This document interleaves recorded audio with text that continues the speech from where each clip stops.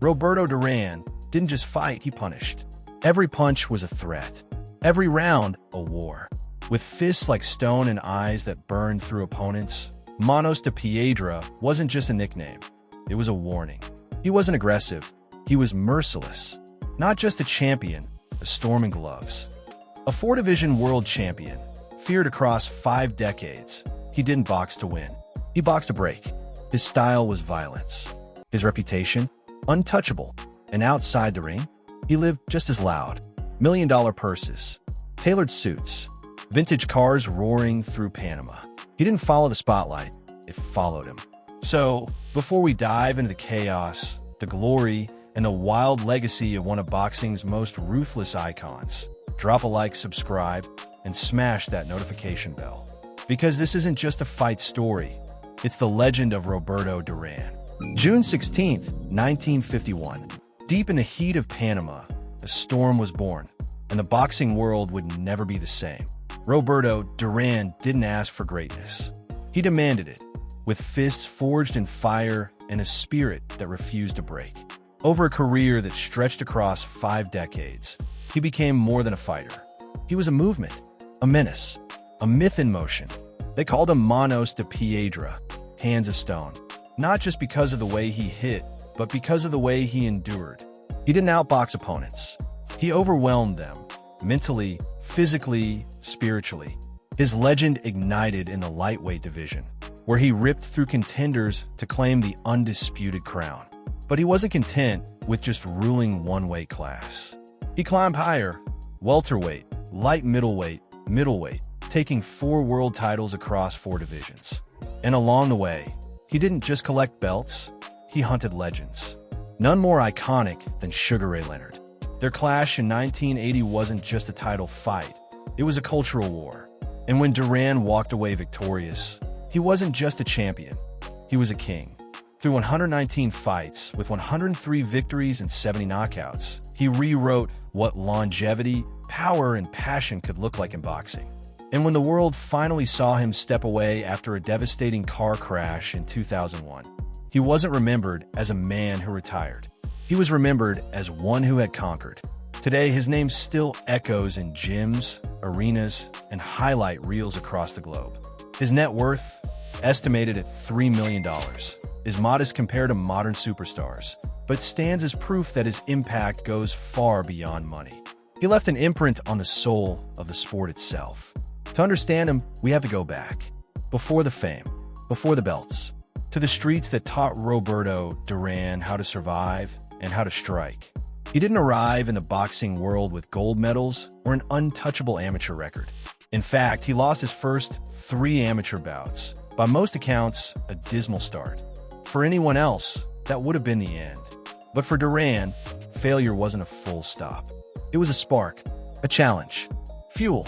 By the age of 16, he turned pro in February 1968, and what followed was nothing short of explosive. He tore through his first 31 opponents like a man possessed. Each punch came with a purpose. Each victory, a warning.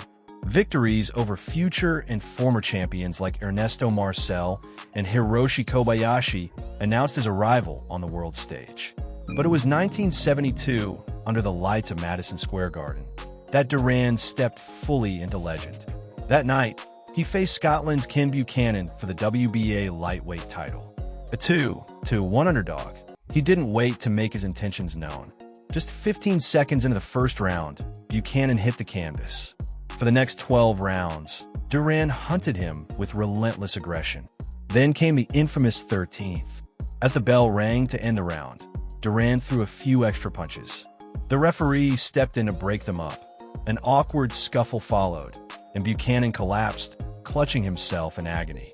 A low blow, whether accidental or not, had ended the fight. The crowd roared. The title changed hands. Controversial? Absolutely. But one thing was certain, Roberto Durán was now a world champion. And he wasn't letting go. He defended that title with a fury that earned him fear and respect in equal measure. But then came Esteban de Jesus, a slick Puerto Rican fighter who handed Durán his first professional loss in a non-title bout. Many wondered if the myth had cracked. But he wasn't built to sulk. He was built to strike back. And strike back he did. First, he defended his belt against tough names. Jimmy Robertson, Guts Ishimatsu, Hector Thompson. Then, in 1974, he met De Jesus again, and this time Durán closed the chapter with a knockout. He did it again in 1978 in their rubber match. Another KO, this time to unify the lightweight titles. By then, Durán stood at 62-1, 12 title defenses, and the lightweight division completely conquered, but he wasn't done climbing.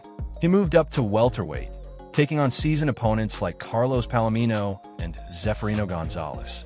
He beat them both, setting the stage for one of boxing's most iconic showdowns. June 20th, 1980. Montreal. Sugar Ray Leonard versus Roberto Durán. Leonard, the darling of American boxing, the Olympic golden boy. Durán, the Panamanian street brawler with fists of iron. It was more than a fight. It was culture versus chaos. And Durán brought the chaos. He didn't just box Leonard. He mauled him, cut off the ring, mocked him, hit him low, hit him high. He bullied the golden boy into defeat, handing Leonard his first professional loss in a stunning display of psychological warfare and sheer brutality. He had done again, moved up, taken on a legend, and walked away victorious.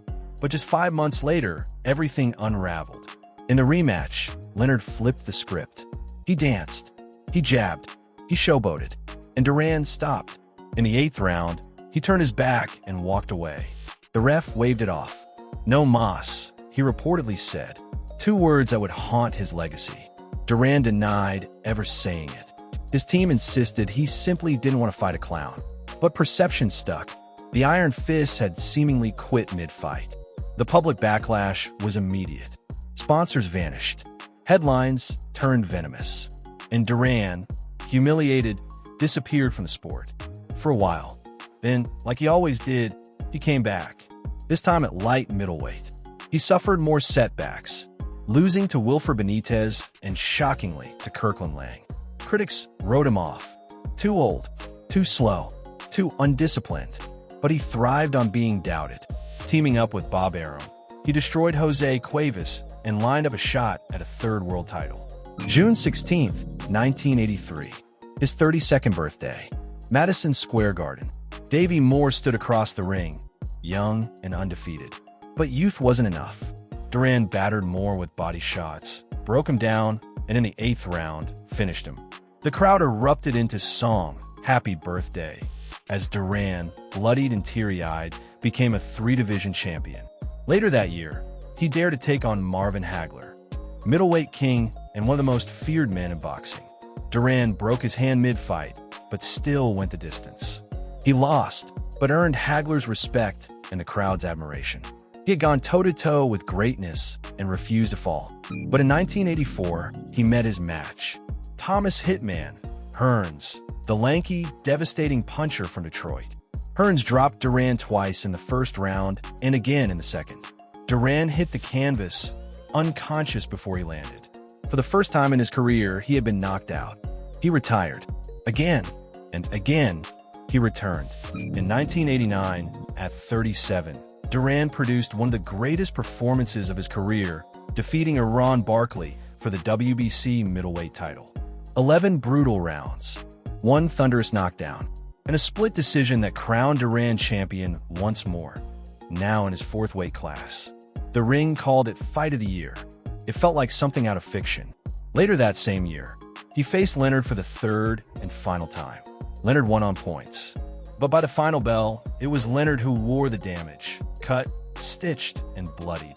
Durán, still standing tall. Even in the 1990s, he kept going. 2 hard fights against Vinny Pazienza. A controversial loss to Hector Camacho in 1996 that had even Sugar Ray Leonard calling a robbery. Inspired by that fight, Leonard came out of retirement to face Camacho himself, only to lose. On his 49th birthday, he avenged a loss to Pat Lawler and won the NBA super middleweight title. A year later, in a final rematch with Camacho, he fought one last time. Then finally he stopped, not because he was broken, but because the war was done.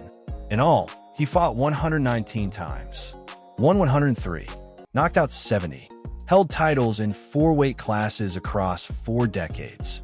He became a global icon, a Panamanian national treasure, and one of the most revered warriors boxing has ever known. He didn't just defy odds, he defied time. Let's step outside the ropes and take a look at the man behind the myth. At the height of his rise in 1972, Durán married Mia Felicidad Iglesias, the woman who had loved him long before the world did. Through every triumph and setback, Mia remained his anchor, unshaken by the chaos that fame brought, enduring through decades of pressure and personal storms. Together, they raised 6 children, each one a reason he stepped into the ring with such ferocity. His daughter Iriselle would even lace up gloves herself, stepping into the ring as a professional boxer, carrying her father's legacy not just in name, but in fire. But what was never in doubt was the way he carried his role as a father, with pride, protectiveness, and a love that struck deeper than any punch he ever threw. In October 2001, Roberto Durán, long retired from world titles and bloodied wars, was promoting a salsa album in Argentina when a horrific car crash nearly ended his life. At 50, with broken ribs and a punctured lung, he finally announced his retirement from boxing. But even outside the ring, fate kept testing him. Years earlier, in 1993, his 5 world title belts were stolen, allegedly by his own brother-in-law. A decade later, U.S. courts ordered them returned, capping off a strange saga involving undercover FBI agents. In truth, he never lost the spirit of a fighter. Inducted into boxing's Hall of Fame in 2006 and 2007, ranked among the sport's greatest punchers, and surviving a COVID scare in 2020, exactly 48 years after his first world title. He lived like he fought, head-on. Even after heart surgery at 72, he emerged with the same grit. He may have walked away from the ring, but the fight clearly never left him. His lifestyle isn't just rich in luxury, it's soaked in symbolism, every corner echoing the fire and grit that made him a legend. From the unforgiving streets of El Chorrillo to the luminous heights of global fame, his journey has been as dramatic as any championship bout, and his surroundings now reflect that fight. Tucked away in the heart of Las Vegas, a city as bold and brash as the man himself, his home is more than a mansion, it's a monument. At over 8,800 square feet, it stands as a fortress of triumph, guarded by stone lions and flanked by Roman statues. It's the kind of place that doesn't just whisper success, it roars it. The 4 bedrooms, polished bathrooms, and sweeping interiors offer comfort with an edge, luxury tempered by the life of a man who had to claw his way to every victory. This isn't just where Durán lives, it's where his legacy breathes. And then there are the cars, machines of muscle, elegance, and speed that mirror every side of Durán's personality. While his full collection remains private, glimpses reveal a love for classics and horsepower. He's been spotted with a vintage Chevrolet, raw, timeless, and proudly grounded. But you can imagine his garage as a gallery of statements. A Camaro or Shelby GT 500 to match his thunderous style, a Porsche 911 for precision, or a Ferrari Testarossa, built for those who live fast and fear nothing. For a man who once ruled the ring, maybe nothing less than a Rolls-Royce or Cadillac Escalade could carry the weight of his journey with enough presence. Yet his lifestyle isn't just about luxury, it's a living testament. Every car, every sculpted stone, every choice is part of a larger story. A boy who started with nothing and fought his way into history. He didn't just earn wealth, he earned the right to enjoy it. Because for Durán, the true victory isn't what he owns, it's what he overcame to deserve it. And in every corner of his world, the legend of Hands of Stone still lives, loud and unshaken. Before you go, don't miss out on exclusive perks. Click the link in the description to become a channel member and enjoy awesome benefits, like suggesting future video topics, getting early access to new content 48 hours before anyone else, and much more. Your support means the world and helps us keep bringing you the stories you love.